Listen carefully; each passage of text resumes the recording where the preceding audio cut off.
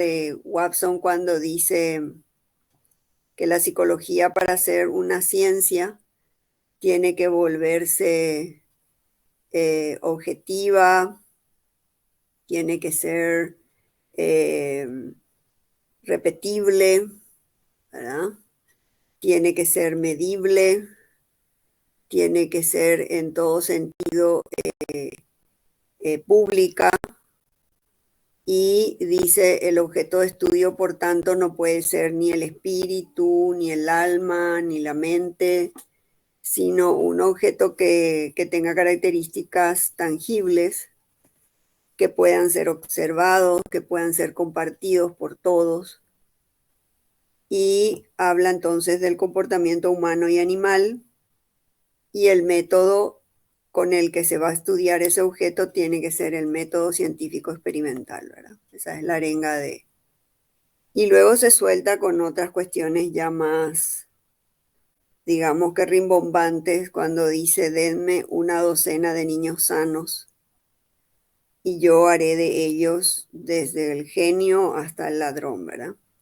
Queriendo demostrar con eso de que las fuerzas, las contingencias medioambientales son cruciales para determinar cómo el ser humano se comporta, y minimiza el impacto de lo que traemos como genética o como heredado, minimiza todas esas fuerzas mentales, todo lo que es el movimiento mentalista, él rechaza también una cuestión estadística del fenómeno psicológico, es decir, no somos un promedio, no somos una desviación estándar, somos seres humanos únicos, irrepetibles.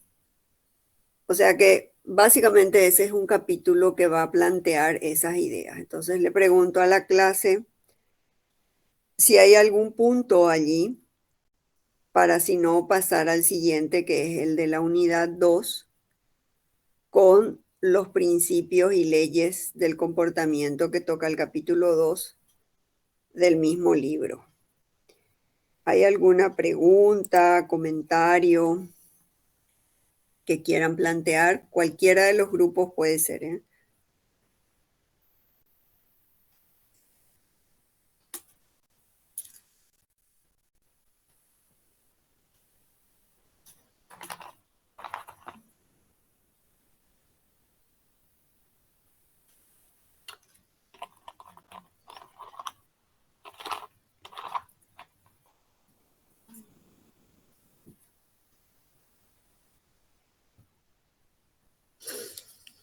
¿Está todo claro, parece?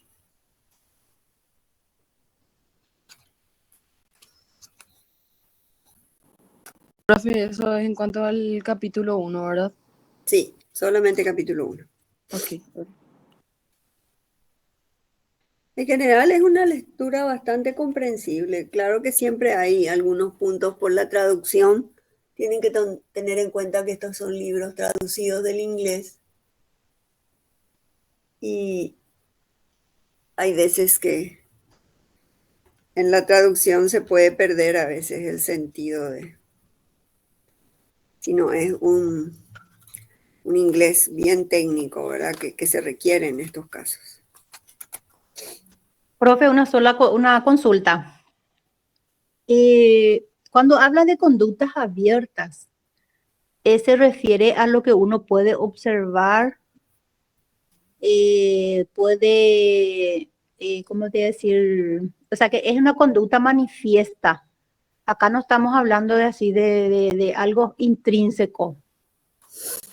Cuando Watson define comportamiento, él nunca niega. Es más, si ustedes se ponen a ver el experimento de Watson con el pequeño Albert, se van a llevar la gran sorpresa de que él va a hablar después justamente de ese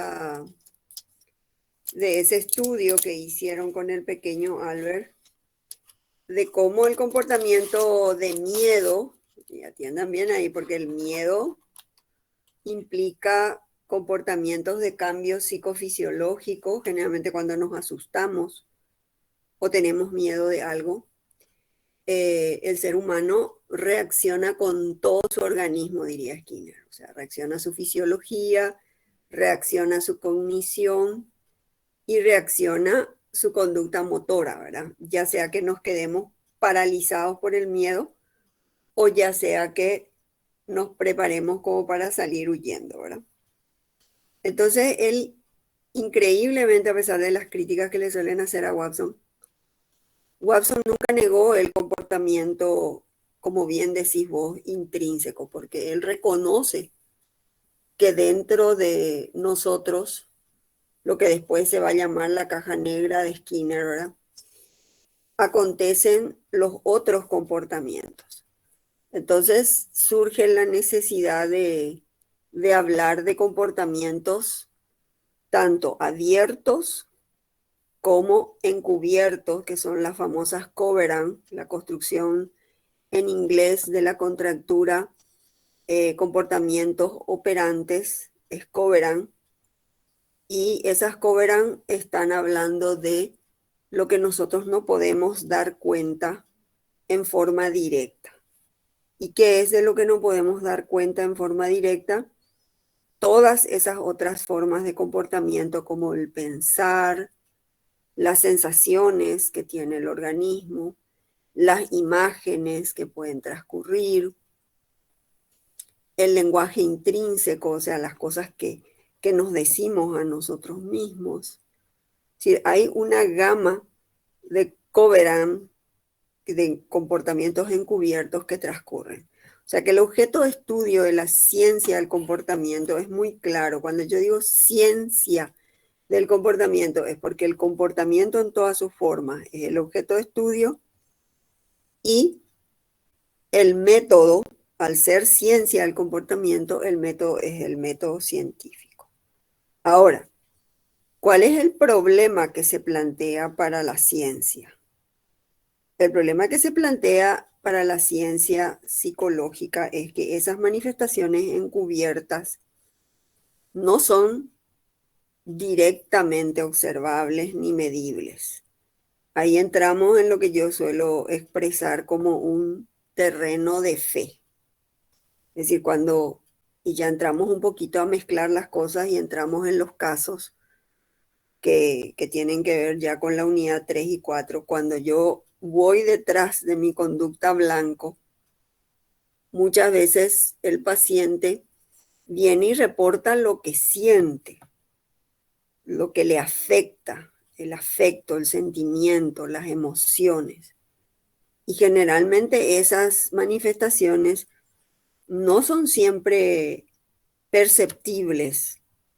La persona se reporta sintiendo o pensando o imaginando o hablándose, ¿verdad? En una gama de comportamientos encubiertos. Y ahí la ciencia tiene un territorio controversial, porque los principios científicos son claros. Yo tengo que poder observar el fenómeno en toda su magnitud y de ser posible tengo que volver a observarlo varias veces y tiene que haber una suerte de replicaciones del fenómeno, ¿verdad? Como para tener una observación completa de la conducta. Cuando el paciente viene y reporta lo que transcurre dentro y nosotros no podemos observar directamente, pisamos un terreno que en ciencia se llama inferencia. Y la inferencia siempre es peligrosa, vamos a ponerlo en esos términos, ¿verdad? Pero volviendo a tu pregunta, los comportamientos que nosotros en psicología vamos a atender, siempre van a tener esas características. El usuario, el cliente va a venir y nos va a contar lo que hace, lo que no hace, lo que dice, lo que calla, lo que siente, cómo su fisiología se comporta, ¿verdad? Todo eso es comportamiento. Y desde la perspectiva de la ciencia del comportamiento, la intervención en cualquiera de esas manifestaciones se va a dar a través de nuestras herramientas, es decir, a través de nuestras diferentes técnicas, nosotros podemos abordar. Claro, el grado de objetividad, el grado de inferencia va a cambiar, obviamente, de un escenario donde trabajemos con comportamientos abiertos, manifiestos, con las conductas blanco, directamente observables, y va a disminuir nuestra fiabilidad y nuestra objetividad en la medida en que estamos trabajando con comportamientos que sean encubiertos. Pero todo es comportamiento y todo se rige por los mismos principios que se tratan en la unidad 2. O sea que todos aprendemos todos nuestros comportamientos, inclusive cómo pensamos, inclusive cómo sentimos. Prácticamente no existe en el repertorio del ser humano comportamientos que no hayan sido desarrollados en el proceso de interacción entre el individuo y su medio ambiente estimular. Por eso este enfoque, volviendo a la unidad 1, es un enfoque darwiniano, es un enfoque medioambientalista, es un enfoque en el cual el determinismo fuerte está en el medio ambiente. Claro, ustedes dirán, bueno, pero profesora, si uno viene, como yo suelo decir, de fábrica, claro, podemos venir de fábrica con lo que solemos decir talentos o defectos, ¿verdad? Pero Profe, sí, perdón. Yendo a ese análisis nomás, yo lo que veo también, profesora, lo que es fuertemente está impregnado en el ser es su sistema de creencia. Así como usted dice, venimos impregnados de ese proceso de socialización de nuestra familia que nos inculcan muchas veces creencias infundadas, sobre todo la parte religiosa que de repente cuesta, ¿verdad?, erradicarla a una persona, porque al hecho de pensar, ya después ya tiene como incorporado que es algo real. Ahí sí, es también la psicología lo que tiene que mucho trabajar, porque sabemos que en nuestra cultura hay muchas creencias, tipo de prácticas así, como el payé o el tema del bombero, el tema de, o sea, que hay cosas que de repente uno piensa que estamos en pleno siglo XXI y sigue existiendo ese tipo de creencias que a ciertas personas le marcan así su vida y como que le condicionan en ciertas cosas.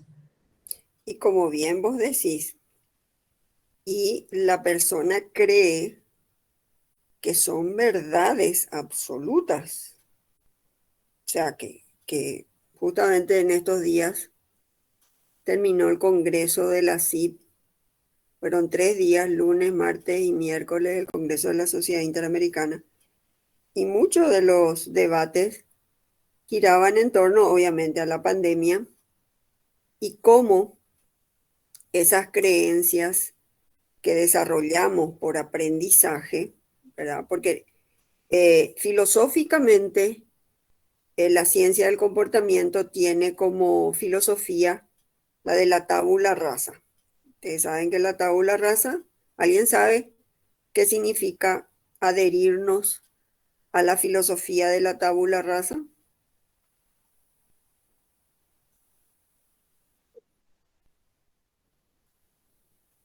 Sí, Gloria.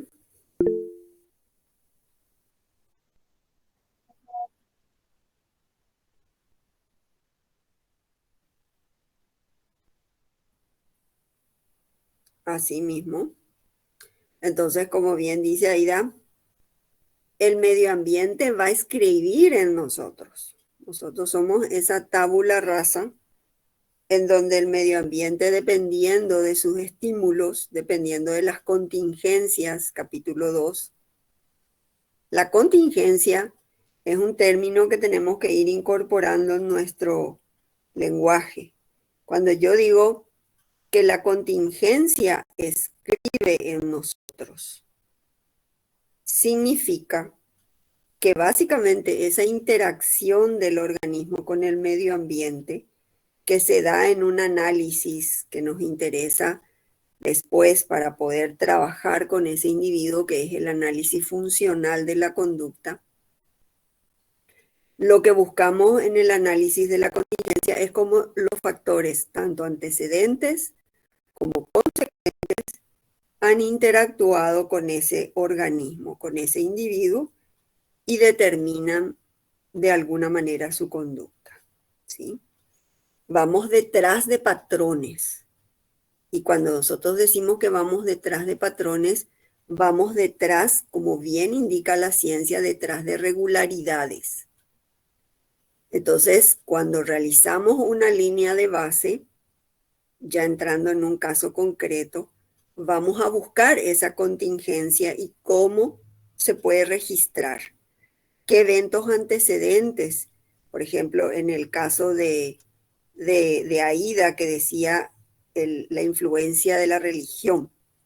Evidentemente que cuando yo analice esa contingencia me voy a encontrar con un individuo que me va a traer antecedentes históricos, pasados y presentes acerca de su formación religiosa, acerca de sus prácticas religiosas, acerca de la familia, de cómo la familia es cumplidora de ciertos preceptos religiosos. Hay familias que son muy cumplidoras, hay otras que no tanto, ¿verdad?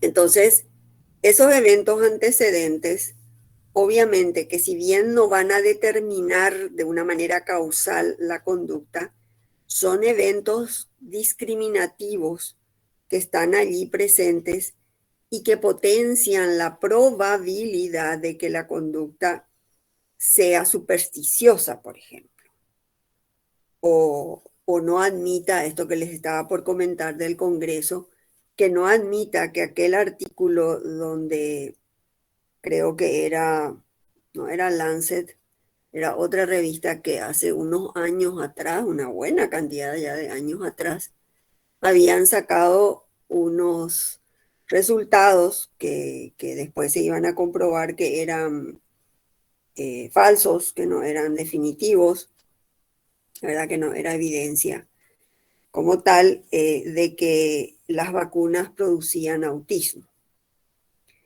Entonces, si esa persona cree, ¿verdad?, que efectivamente las vacunas pueden producirnos daños, ¿verdad?, pueden ocasionarnos lesiones, enfermedades, trastornos, a partir de ese artículo dado por la ciencia, obviamente esa conducta se refuerza, esa creencia se refuerza, y en los Estados Unidos tenemos en este momento una segunda pandemia porque hay muchísima gente que pertenece al movimiento antivacunas que no se quiere vacunar, ¿sí? Bueno, la misma cosa sucede con las creencias religiosas.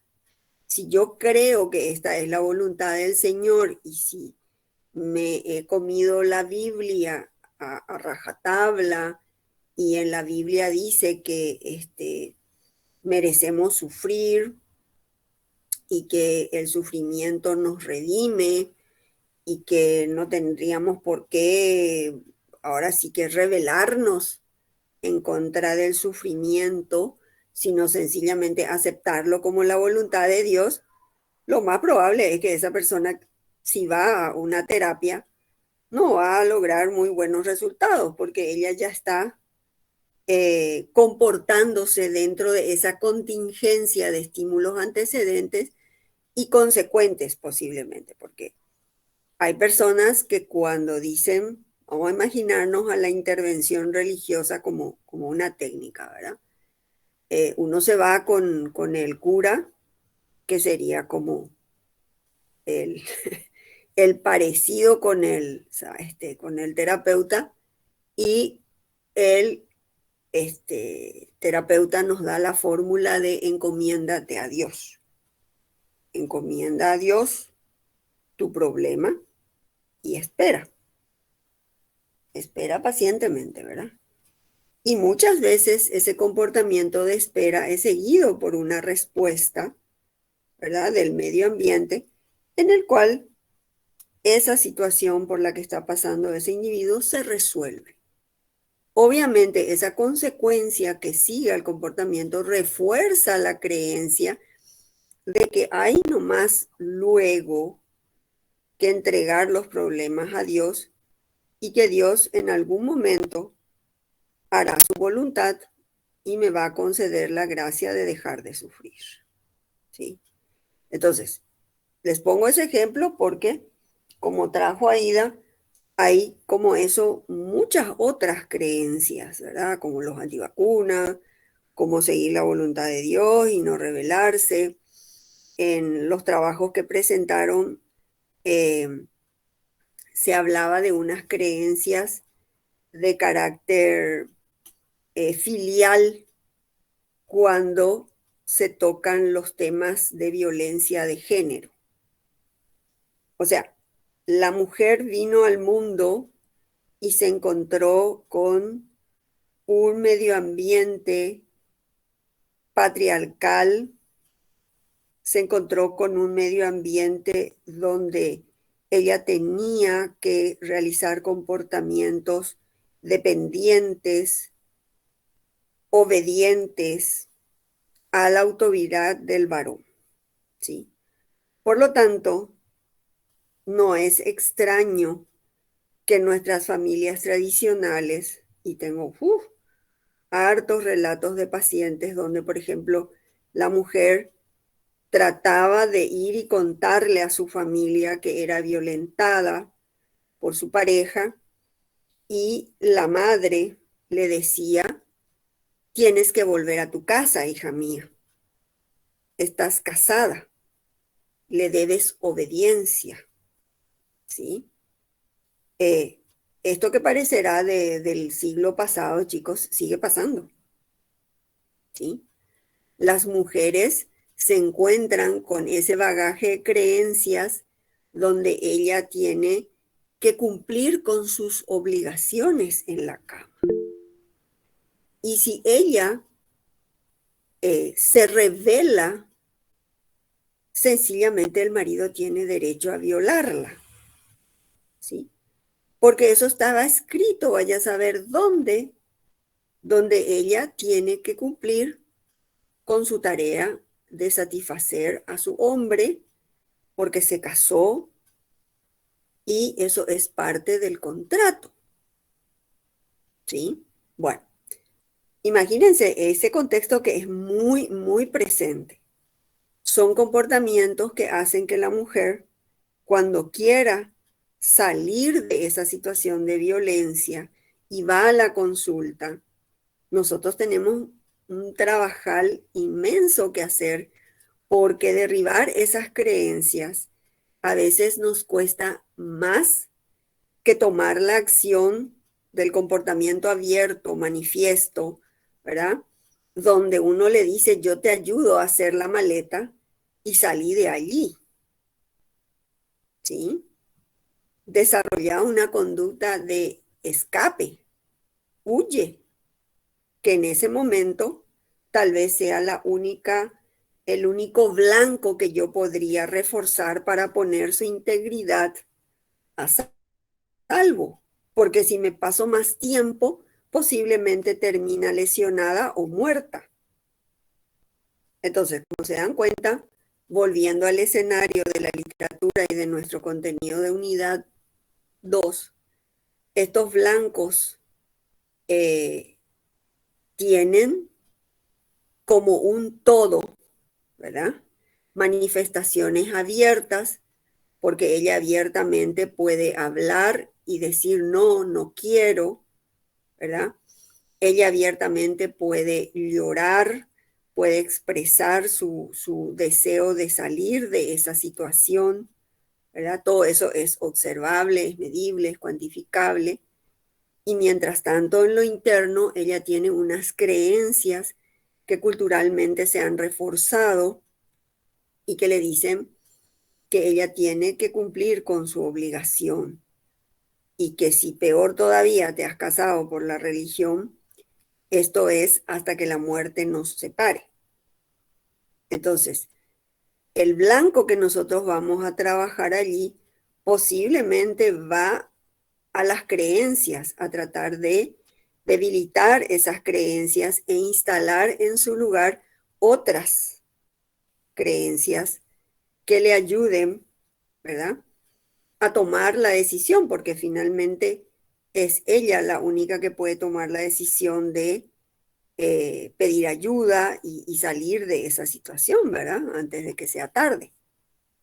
Entonces, este recorrido un poco mezclado que estoy haciendo recoge la ciencia del comportamiento. Si la ciencia del comportamiento hablara, diría, es ese medio ambiente el que le hizo aprender a esa mujer a comportarse de esa manera. No es que ella vino genéticamente determinada como sumisa, obediente, ¿verdad? Y dispuesta a todo, ¿verdad? Porque esa es la ley de la vida o esa es la ley del matrimonio, ¿verdad? De la convivencia matrimonial, ¿sí? Ese enfoque medioambientalista nos pone en una situación en la cual como terapeutas tenemos que trabajar esa contingencia medioambiental. No solamente ella, porque ella está inmersa en unas condiciones medioambientales que son necesarias de cambiar. Y ahí se abre un inmenso abanico, gente, ¿qué podemos cambiar con la psicología? Ahí es donde nosotros vemos que la psicología política es fundamental. Ahí es donde vemos que la psicología de los derechos humanos es recontra fundamental, ¿sí? Que la psicología de la salud que busca el bienestar, que busca calidad de vida, que es todo lo contrario de sufrirás el maltrato y te aguantarás porque así te enseñaron, ¿verdad? Todas esas herramientas las tiene la psicología. Y desde la psicología política y desde la psicología de la protección de los derechos del individuo, nosotros tenemos trabajo que hacer. Muchas veces el trabajo de un psicólogo político o un psicólogo que está trabajando en un equipo de derechos humanos tiene una responsabilidad fundamental, que esa ley se reglamente y se cumpla, ¿sí? Esos son los cambios medioambientales que esperamos.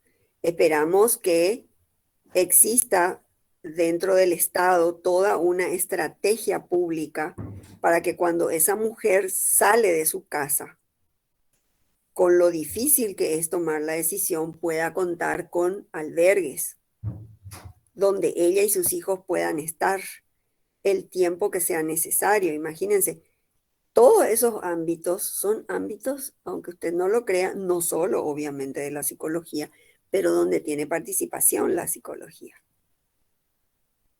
¿Ok? Bueno, entonces, volviendo a la unidad 1, vamos a cerrarla. ¿Hay algo allí que todavía quede suelto? Y nos vamos a la 2.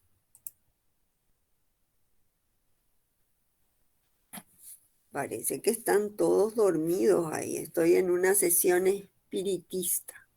No, profe, No, profe, estamos escuchando. todo muy claro de mi parte.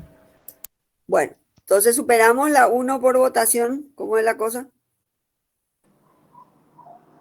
Yo creo, profe, que o sea, a mí personalmente nos fue un poco más fácil porque ya teníamos una base sólida, creo, de años anteriores, entonces fue más fácil entender.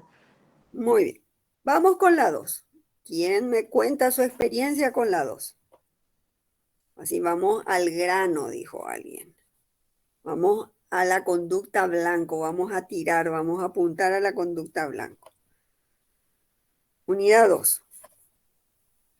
¿Con qué concepto comienza?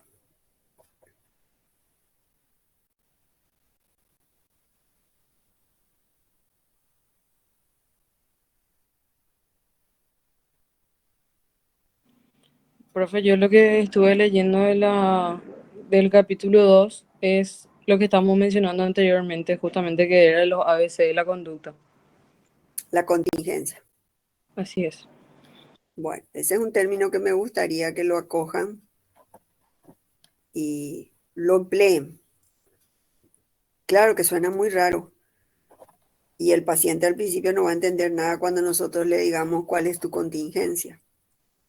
Pero después nos vamos a ir a la pizarra, vamos a abrir la A, la B y la C y ahí el paciente va a empezar a entender qué es su contingencia. ¿Sí? Vamos a abrir esa ecuación que nos va a permitir lograr un análisis funcional de la conducta. Y eso nos va a acompañar en todo el proceso metodológico. O sea, cuando yo hablo de enfoque científico de la conducta, yo me voy a valer de un análisis funcional, de un análisis científico de cada uno de esos elementos que son variables. O sea que hay que apoderarse de ese lenguaje. Yo estoy trabajando con variables. ¿Qué significa eso? Que se pueden medir, que en algunos casos se pueden medir bien objetivamente, en otros menos, y que las puedo ver en relación. Las puedo ver, así como en algún momento van a tener que recurrir a sus nociones matemáticas o estadísticas, que a medida que aumenta, ahora mismo en pandemia, a medida que aumentó la convivencia, aumentó la violencia. ¿Sí? Hay una correlación. ¿Mm?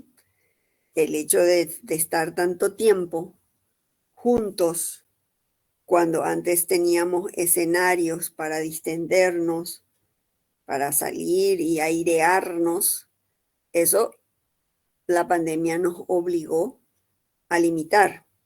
Por lo tanto, esto que hablaba de los hechos de contingencias violentas, ¿verdad? Se han dado en cantidades exponenciales y la violencia no discrimina ni edades ni condiciones, ¿sí? Posiblemente el impacto es mayor en poblaciones vulnerables, pobres, hacinadas, ¿verdad? Que alguien que tiene una casa con espacios para cada uno de sus miembros y tiene recursos, ¿verdad? Es diferente esa contingencia, pero igual yo la voy a poner en la pizarra, y digo la pizarra porque yo cuando trabajo con pacientes trabajo con una pizarra, no trabajo con un diván, trabajo con una pizarra donde dibujo esa ecuación y le voy preguntando, a ver, en el evento antecedente tengo que hablar de antecedentes pasados, históricos, y ahí viene todo eso que ustedes conocen como anamnesis, que levantan la historia de vida del paciente. Y luego lo tengo que traer, como la ciencia ya no tiene arbitrio sobre lo pasado, ya no puedo alterar esa contingencia, me tengo que centrar en la contingencia presente. Entonces pregunto, ¿cuáles son los antecedentes inmediatos? ¿Qué pasó el día anterior a la consulta? ¿Qué pasó la semana anterior a la consulta? Y me voy aproximando a una contingencia que rige aquí y ahora. ¿Sí? ¿Se entiende hasta ahí?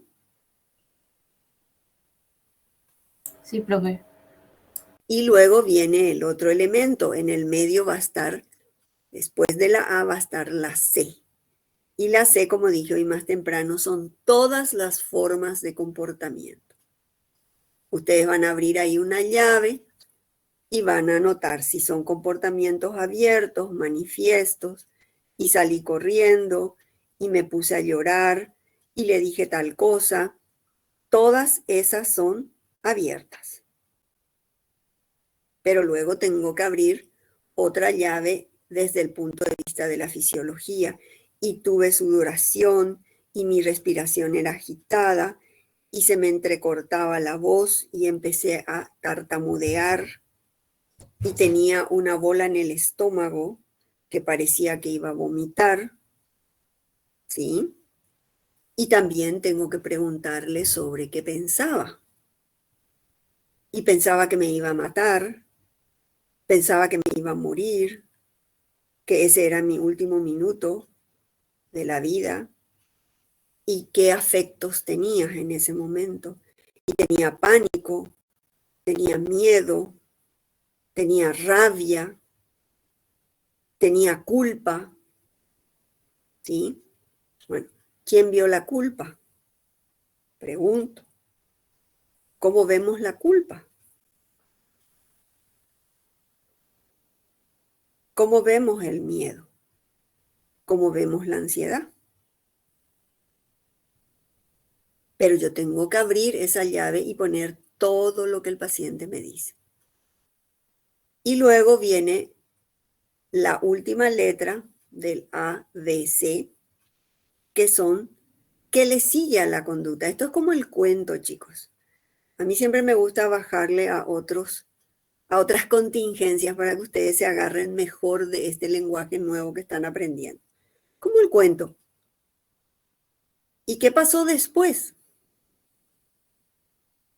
Y claro, si ella tuvo un comportamiento donde dijo algo o hizo algo, lo vamos a poner en estos términos, que fue asertivo, ¿verdad? Y lo que le siguió fue que él paró la conducta de violencia. Esa consecuencia que ella recibe, que viene en la tercera columna del análisis contingencial, posiblemente refuerce en ella esa valentía y autoestima que tiene que tener para volver a repetir esa conducta. ¿Sí? Pero puede suceder también lo contrario. Puede ser que él no pare. Por lo tanto, su comportamiento puede ser de callarse, de sentirse totalmente indefensa, ¿sí? Y si ese comportamiento hace que su agresor pare, también se va a reforzar, gente.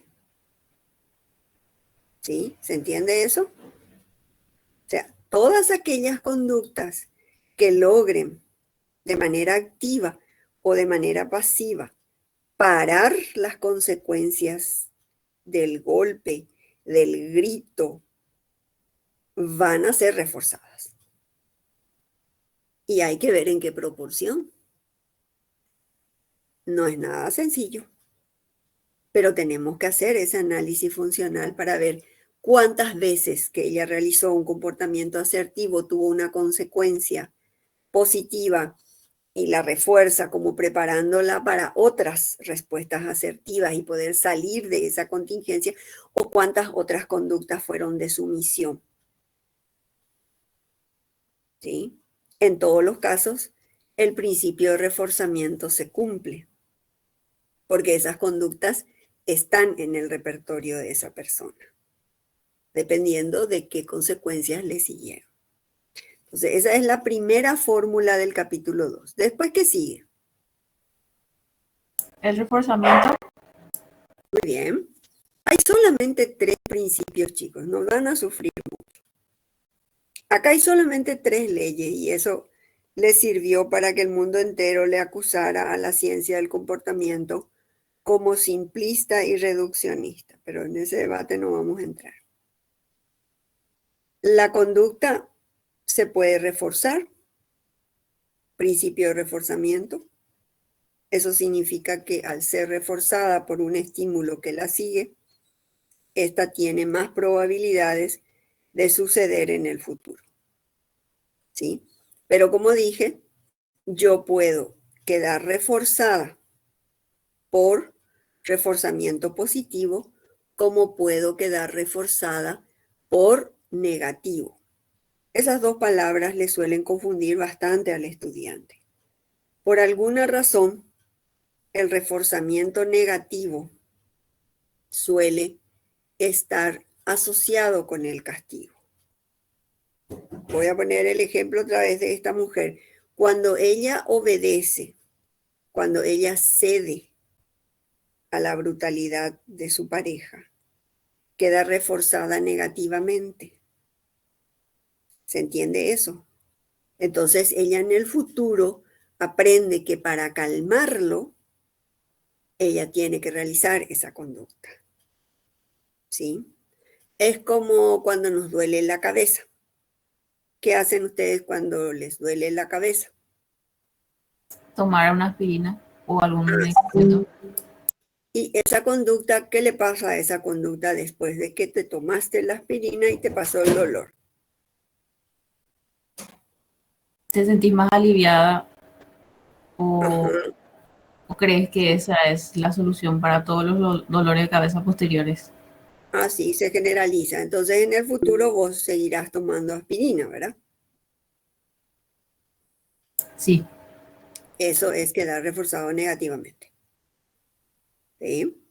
Entonces, el principio de reforzamiento es sencillo. En cualquiera de las dos direcciones, ya sea por recibir un estímulo en forma directa que aumenta la probabilidad o realizar una conducta que baja las probabilidades de que la consecuencia suceda, reforzamiento negativo, nosotros aprendemos en nuestras contingencias diarias, aprendemos que ciertos comportamientos nos sirven de alguna manera y quedamos reforzados por ellos y tendemos a volver a hacer esas conductas que ya están en nuestro repertorio reforzadas de una u otra forma.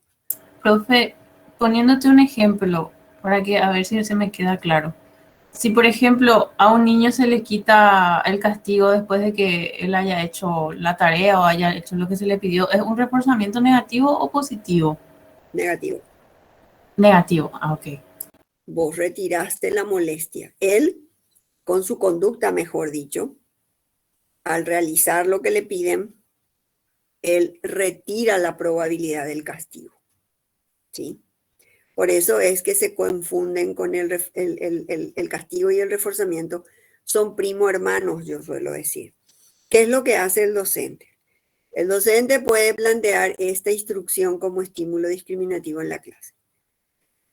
Todos los que terminen en tiempo y en forma la tarea van a tener 10 minutos más de recreo. Da las instrucciones.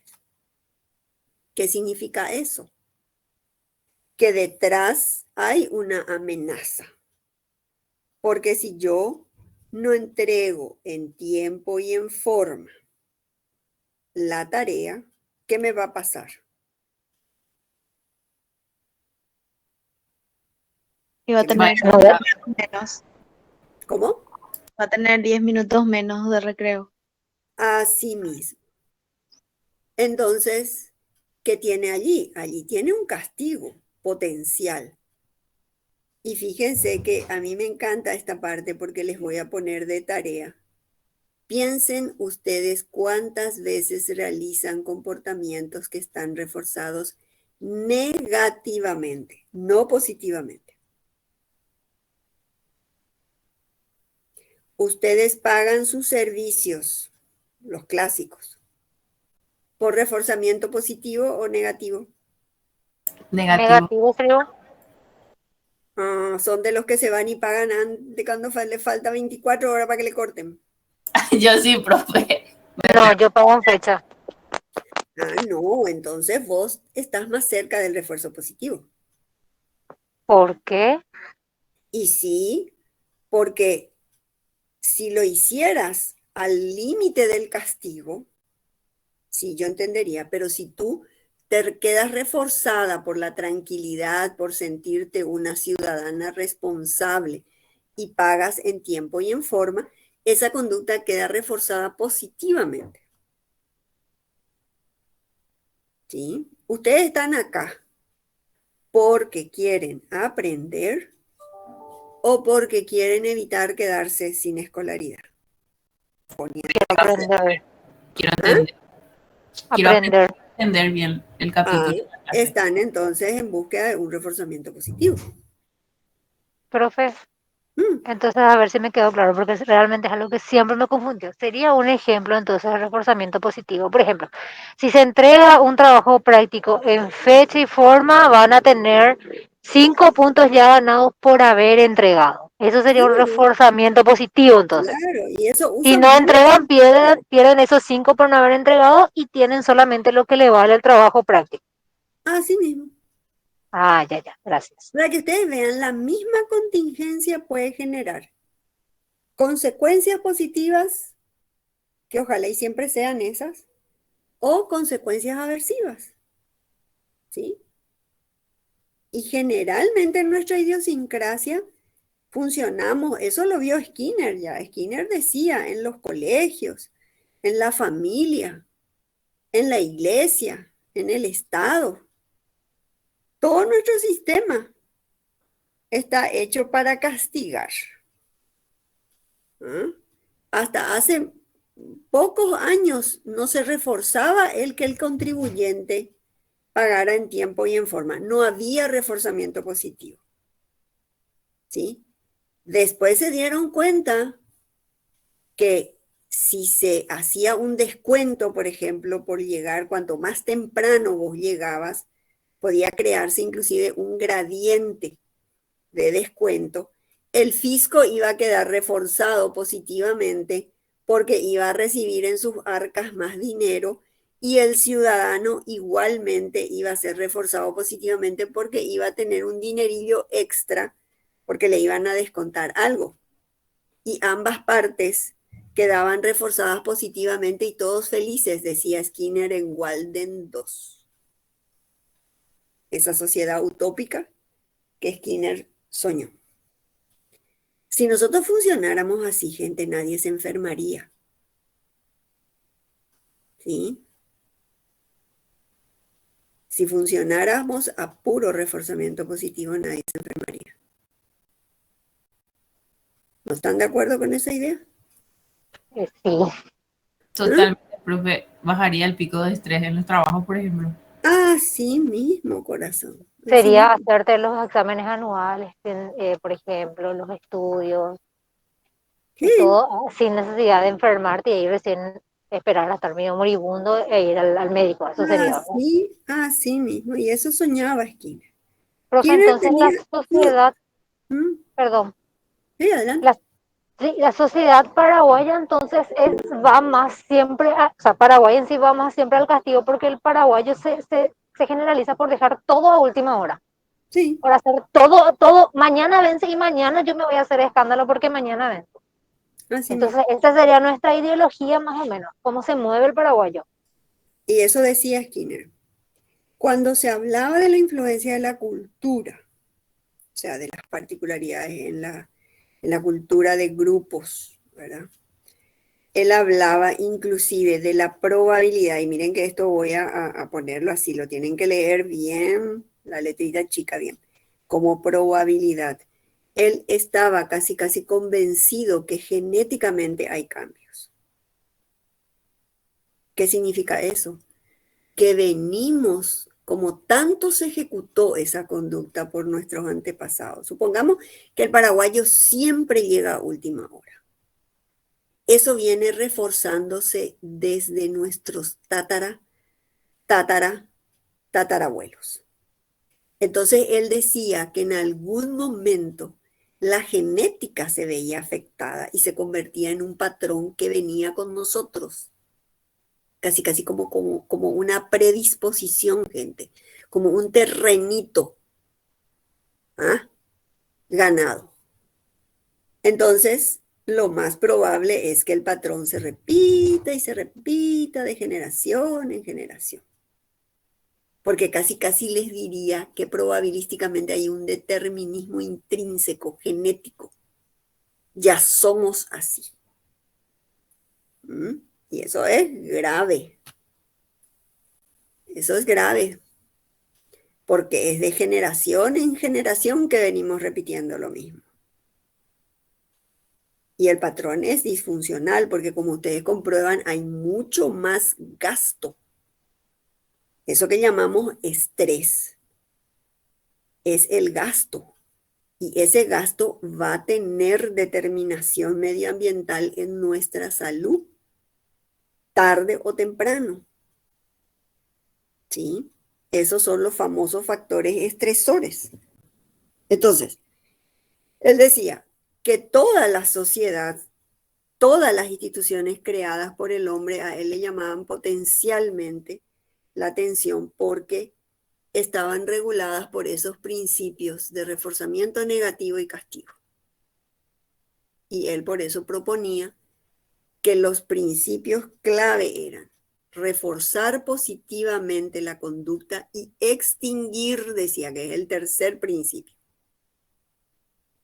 extinguir, ignorar la conducta indeseable cuando se presenta. A ellos yo les pregunto, ¿quién ignora la conducta cuando ven ustedes que algo está mal? Claro, habrá gente que pasa de largo para ahorrarse el problema, ¿verdad?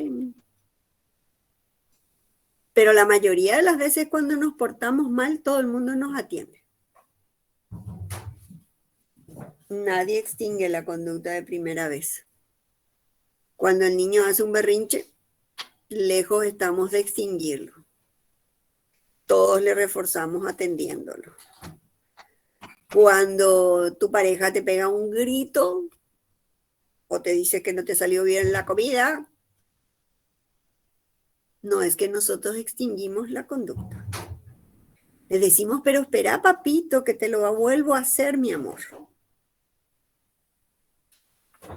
¿Mm? Profe, ¿te puedo interrumpir otra vez? Sí. Porque me interesa, en serio, esta parte. ¿Cómo extinguir, por ejemplo, en el caso del niño, en el primer berrinche, porque están los terribles dos? Para extinguir totalmente, entonces, no le haríamos caso. Le Y dejaríamos ahí que está, haga, que se calme y después hablarle. Eso sería no, extinguir es la que los conducta. niños, acordate que si tu niño es muy pequeñito, no entiende todavía. Sí, por No eso. tiene la estructura mental como para que vos le hables y él entienda de moral y de buenas costumbres y de buen comportamiento. Él no entiende eso. Entonces es una gran pérdida de tiempo. Lo único que entiende el niño en esa etapa es la acción. Entonces, si yo te dejo hablando solo para que te comas lo que te puse y si no te gusta, igual, y me voy. Porque idealmente la extinción, cuando se da en una contingencia humana, lo mejor es salir de la escena. Te dejo hablando sola, te dejo llorando solo, te dejo sin público, te dejo sin aplauso, te dejo sin reforzamiento positivo. Porque aunque usted no lo crea, esa persona está siendo reforzada positivamente y va a repetir una vez que recibió el refuerzo. ¿Sí? Pero ¿qué es lo que pasa? Que generalmente nosotros las primeras veces que se plantean estos comportamientos que tendrían que ser extinguidos, que la ley, el principio comportamental es extinción, no lo hacemos. ¿Sí? La mayoría comete el error y eso es por falta de conocimiento en estas leyes. Skinner se hartó, se murió diciendo, yo no inventé nada. Yo sencillamente observé el medio ambiente. Observé cómo los seres humanos, desde las especies menores a nosotros que somos el último eslabón brillante de la cadena, que de brillante no tenemos nada. Él observó y vio que estos principios se cumplen en la naturaleza. ¿Sí? Entonces, sí, Gloria. Ejemplo, dice que la extinción a veces puede provocar problemas y puede aliviar problemas conductuales, ¿verdad? Entonces yo pensé, ¿verdad? Porque dice una parte que a veces alterar la atención de los padres es suficiente. O sea que la extinción no es solamente ignorar una conducta, sino es también prestarle atención a otras conductas que sí son deseables, ¿verdad? Para que sea Y más efectivo. diste en el clavo. Skinner te diría, estos principios solos no son fuertes. Y eso es lo que planteaste recién, inteligentemente. Cuando tu niño está calmado y está bien portado, ahí ¿qué tienes que hacer? Reforzar esa conducta alternativa que es adaptativa, que es funcional. Y cuando él emita una conducta que no se ajusta a esa adaptación, a esa funcionalidad, tú aplicas la extinción. O sea que él decía, acá la fórmula para él, y es la misma fórmula cuando lean moldeamiento, que es un procedimiento para enseñar nuevas conductas o conductas que están en un nivel rudimentario, que él solamente utiliza refuerzo positivo para las conductas que se acercan a lo que estamos buscando y extingue, ignora los errores. Esos dos son fundamentales. O sea, se podría decir que la unión de esas dos leyes, de esos dos principios, hacen más probable que la conducta que estás buscando establecer se logre con éxito y, como vos decís, por un lado, no genere problemas, sino genere alivio. Pero para eso hay que combinar, como bien dijiste, hay conductas alternativas que cuando el niño está obediente, cuando el niño coopera, cuando el niño sigue instrucciones, hay que reforzarlo positivamente. Y cuando no lo hace, hay que ignorarlo, pero nosotros socialmente hacemos todo lo contrario. Atendemos, eso significa reforzamos la conducta disfuncional y de la extinción luego olvídense. Lo que hacemos es castigar la conducta disfuncional. Claro, habrá algunas situaciones como somos seres imperfectos que a veces haces una mezcolanza enorme. A veces castigas, a veces estás tan cansado que ignoras, ¿verdad? Le dejas y que haga. ¿Sí? Otras veces le darás el cinto. ¿Mm? Entonces, cuando hay eso, nosotros hablamos de una contingencia inconsistente. Ahí hay una gran inconsistencia. Las consecuencias no son contingentes, decimos, a la conducta, porque es totalmente así librado a nuestras hormonas, a nuestro buen o mal humor. No es una cosa ordenada, sistemática. Y eso fue lo que observó Skinner. Todos los seres humanos aplicamos estos principios, pero no los aplicamos inteligentemente. Profe, te quiero hacer una consulta. Yo tengo un sobrinito que tiene 2 años ahora mismo, ¿verdad? Y él, por ejemplo, se comporta bien cuando está solito, cuando está jugando, por ejemplo, pero en un cumpleaños había un parlante, vamos a decirle que a él le gustaban mucho las luces que tenía el parlante, pero ese parlante tenía botones por todos lados. Entonces, ¿qué él hizo? Se fue, tocó todito mal el parlante, se apagó el parlante y su mamá le retó, ¿verdad? Le dijo, eso no se hace y qué sé yo, ¿verdad? Y mi sobrinito así agarró y miró, se dio la vuelta y se fue. Volvieron a prender el parlante y él volvió a hacer lo mismo y su mamá le volvió a retar. Entonces, ahí lo que yo no sé, cómo, por ejemplo, podríamos hacer un reforzamiento positivo para que, por ejemplo, deje de hacer eso. Y bueno, pero vos misma ya contás la secuencia, la contingencia ya está dada, ya se reforzó la conducta varias veces. Entonces, muchas veces se olvida, ¿verdad? Esto no es así matemático, gente. Esto que les estoy diciendo tiene sus distancias, sus idas y venidas, ¿verdad?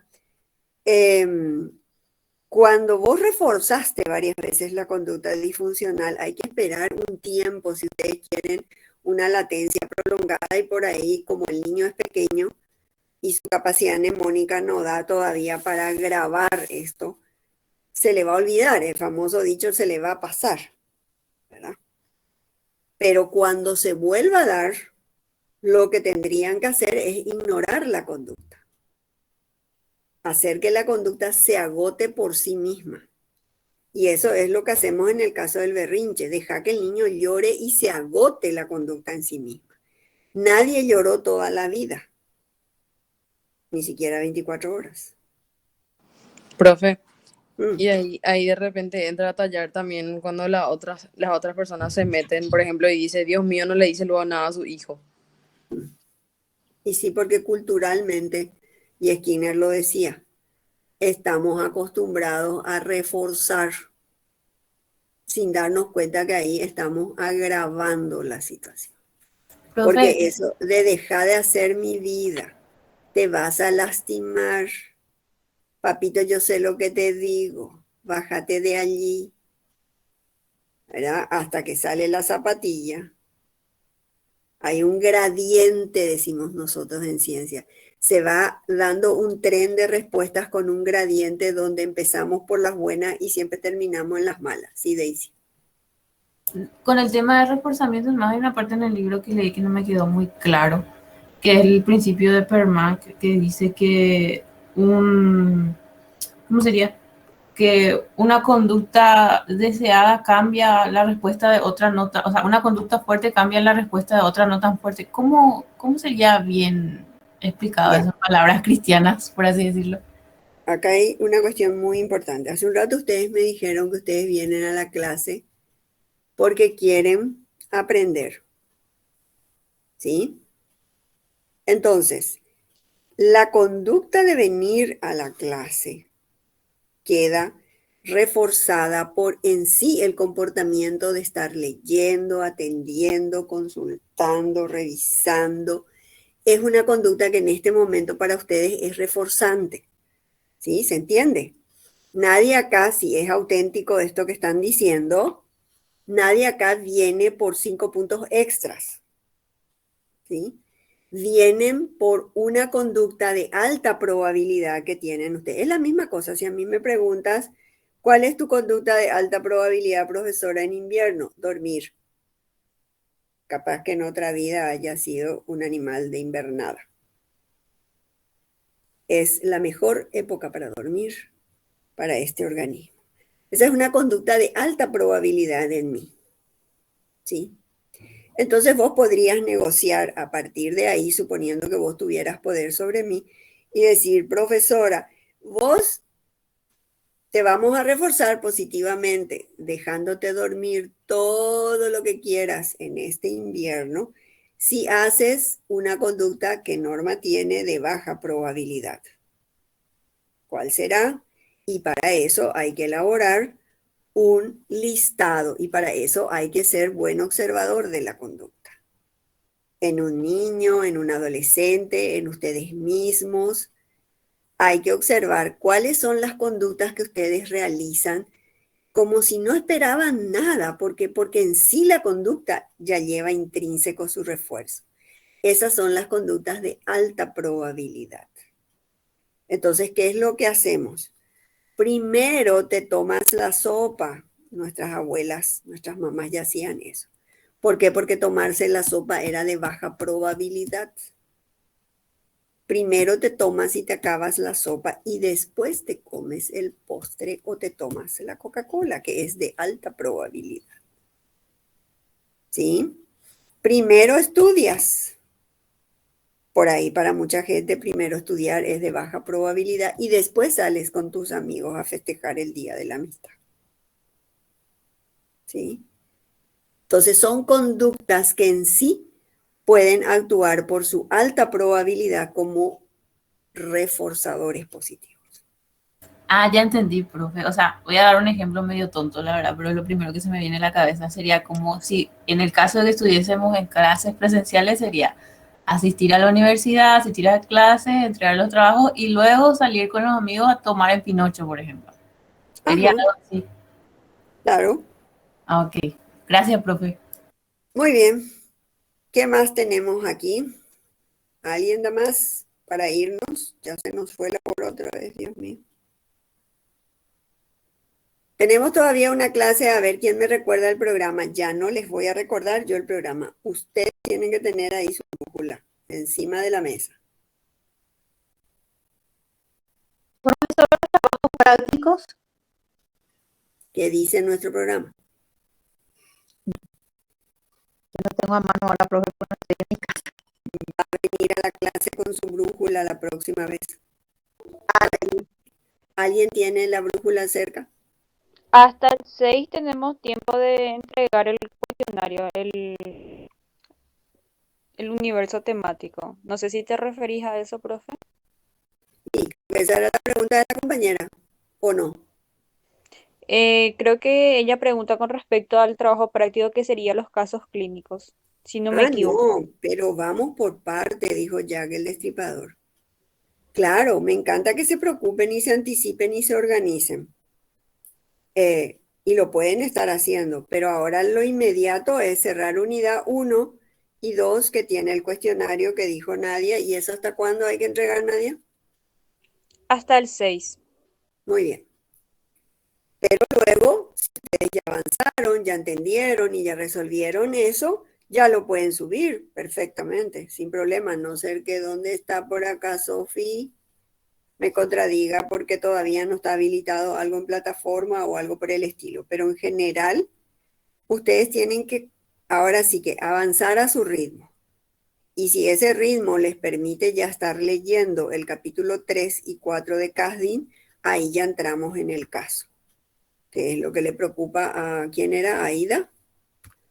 El caso clínico se va armando con el caso que ya tienen, con la técnica que ya tienen. Entonces, si yo quiero avanzar sobre esa parte del trabajo, tengo que leer capítulo 3 y 4 de Casdin, tengo que manejar bien mi caso y la técnica que voy a utilizar, ¿sí?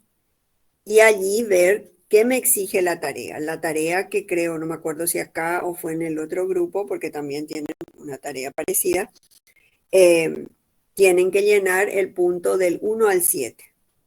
Desde la ficha de identificación, el motivo de consulta, ¿verdad? Entonces ustedes ya pueden ir armando su caso perfectamente. Los puntos que ya ustedes medianamente entendieron y medianamente lo pueden hacer, van armando. Esto es como un rompecabezas, chicos. Hagan su ficha, pongan su casito ahí arriba, vean cómo actúa la técnica, cuántas sesiones se necesita para implementar esa técnica. O sea, múnanse de todos los recursos como para ir armando el punto 1, 2, 3, 4, 5, hasta el 7 es la primera entrega. Y luego ya vienen los puntos que tienen que ver con el cierre del trabajo propiamente. Ese trabajo sí tiene más tiempo, pero como dijimos la clase pasada, ustedes tienen que ir pasito a pasito. Esto es lo que se llama moldeamiento por aproximaciones sucesivas, decía Skinner.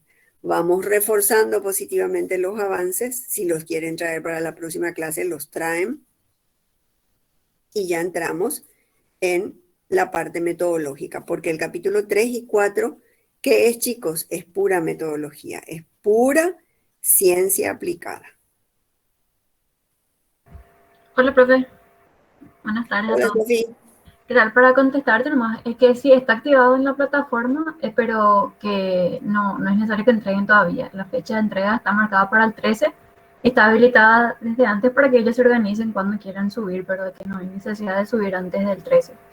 Ese es el cuestionario, Sofía, para que se entienda nomás. No, el trabajo práctico. La primera entrega de Ah, trabajo práctico, que es del 1 al 7, eso tienen ellos marcado, habilitado, pero no hay necesidad de subirlo todavía. Tienen hasta el Profe, acá en las actividades, el cronograma y fecha de entrega, ¿sí?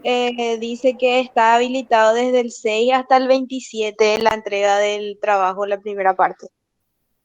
Hasta el 27 dice. Sí, Yo tengo el 13 de agosto. yo también tengo hasta el 27, del 6 al 27. 6 al 27 también tengo yo. Yo también Y tengo del 6 la, al 27, profe. Y la segunda parte, que sería a partir del 27 hasta el 10 de octubre. A ver, Sí, agosto, correcto. octubre. Ahora abrí yo mi brújula. Así mismo es. Esta primera parte que estamos entre el capítulo 1, 2, la entrega es el 6. Vamos por parte, dijimos. Eso vence el 6. Y luego que ya entramos en el 3, 4, que como bien le dije, es la parte metodológica, arranca del 6 al 27. Eso significa que para ese intervalo tenemos que avanzar en el punto 1, 2, 3, 4, 5, 6 y 7 de los aspectos metodológicos del caso. Sí, disculpen, estaban en el grupo de la tarde. Como están en la plataforma los dos, estaban Sí, en el grupo de la tarde. justo yo iba a decir ese, profe, porque estaba quinto, segunda, está en nuestra plataforma. Sí, perdón, están en lo correcto. Pero sí también tienen habilitado desde antes de la entrega final. Solamente para decirles que miren, esa fecha final de entrega es la que cuenta y no hace falta que entreguen antes. Disculpen el adelanto, la confusión. Ya. Y la última parte, que son los puntos 8, 9, 10, 11, 12, 13, que siempre siguen siendo metodológicos en el caso clínico, el intervalo va del 27 al 10 del 09, ¿sí? Que es septiembre. ¿Sí? ¿Quedó aclarado, gente? Sí, profe. Sí, profe. Bueno, entonces, para la próxima clase, los que ya lograron el cuestionario de la unidad 1 y 2, salvo algunas cuestiones que vayan a surgir, que pueden preguntar, no hay ningún problema, entramos con los casos, ¿ok? Y para eso hay que trabajar capítulo 3 y 4 de CASDIN, leer bien el caso y ir armando el caso clínico, como les dije, como si fueran piezas del rompecabezas. Hagan lo que ya saben, ficha de identificación, motivo de consulta, vayan haciéndolo en computadora, tengan todos una copia. Nada de que el coordinador es el dueño del saber. Así como me dijeron la vez pasada, queremos clases magistrales. No, nadie acá tiene que ser el dueño de nada. Todos tienen que tener una copia, de manera que si esa persona viene a la clase y viene cualquier compañero, puede presentar el avance, ¿sí? Todos tienen que tener una copia de los avances que están haciendo sobre el caso. Eso va a facilitar muchísimos problemas, se van a evitar. En fin, como decíamos hace un rato, vamos a ser más felices, diría Skinner. ¿Ok? Perfecto, profe. Muy bien, sean el día de justamente el amor y la amistad. A mí me molestan mucho los días, les cuento que me parecen muy comerciales. Para mí siempre tendríamos que amarnos y ser muy buenos amigos, ¿sí? Totalmente. Así mismo, no todos los días. Todos los días son buenos para expresarle a alguien nuestro afecto. Así que sean felices todos los días. Ese es nuestro afán. ¿Ok? Gracias, profe. Bien, nos vemos mañana. Gracias, Buen fin de profe. semana. Hasta Bye bye. luego.